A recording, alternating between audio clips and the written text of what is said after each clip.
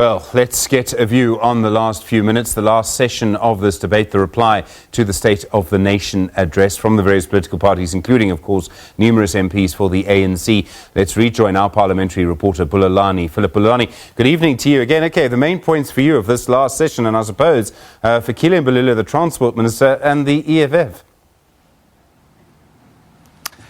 Most certainly, Minister Mbalula, he's being the sweeper of the ANC just a short while ago, completing his speech. Of course, in the main, basically just, giving some emphasis on some of the points relating to his portfolio of transport.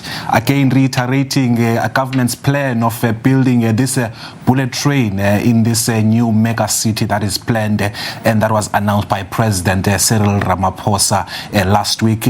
In some other comments, of course, it did get into exchanges with the EFF as they tried to actually, try to trip him on issues of pronunciation, as well as the issue of saying that, the debate around the ideology of the EFF seems to be an ideological concoction, while the EFF, on the other hand, said to him that, he doesn't seem to be grasping the issues that are related to issues of the economy.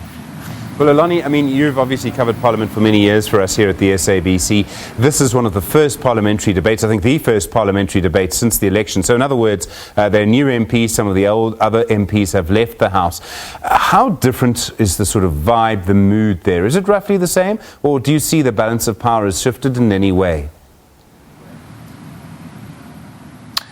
Well, Stephen, at face value, there doesn't seem to be any, changes with regards to the nature of the debates. Of course, when I was speaking to you earlier, you were asking around the issue of whether, has there been a mood swing and has the ANC MPs been supporting the president? I think the issue remains that the ANC party members and ANC MPs will always continue, towing the party line, giving support to the president, and also accentuating some of the key issues and pronouncements that were made.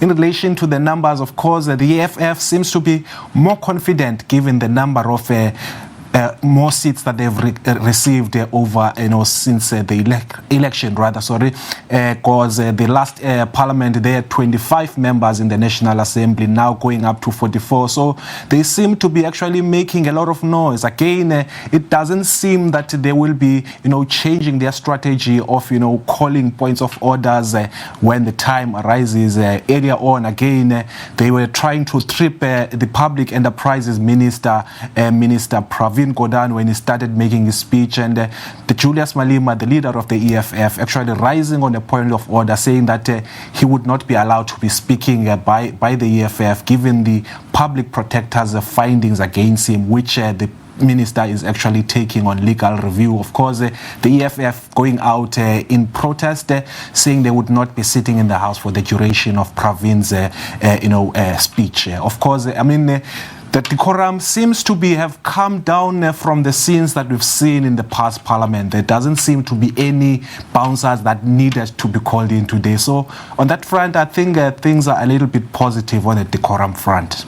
All right, so some of the main points today, you spoke about the EFF walkout during the speech by Minister Gordhan. He did speak about Eskom, some of those details. You heard Fikile Mbalula talking as well about transport. What for you are the other sort of main news elements coming out? What did we learn today during this debate, do you think?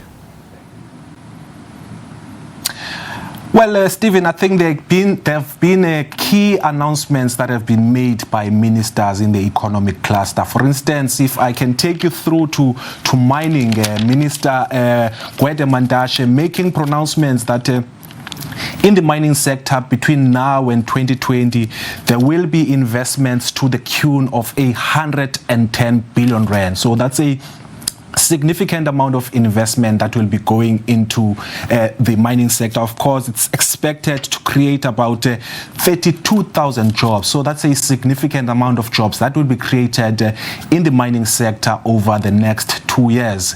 Minister of Trade and Industry, Minister Ibrahim Patel, also making announcements of a 40 billion rand investment into the Black Industrialist program.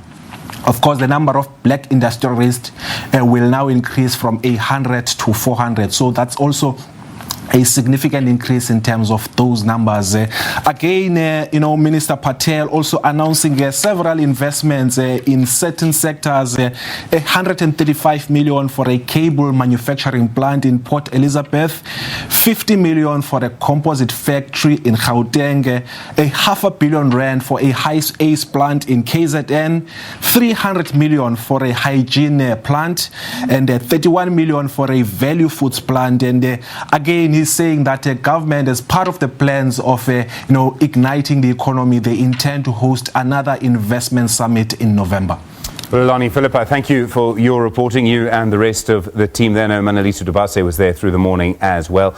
Do appreciate it. There'll be more, of course, more live coverage, I expect, here on SABC News tomorrow. The President, Cyril Ramaphosa, will respond. He'll end the debate around his State of the Nation. That will be live here for you from 2 o'clock tomorrow afternoon.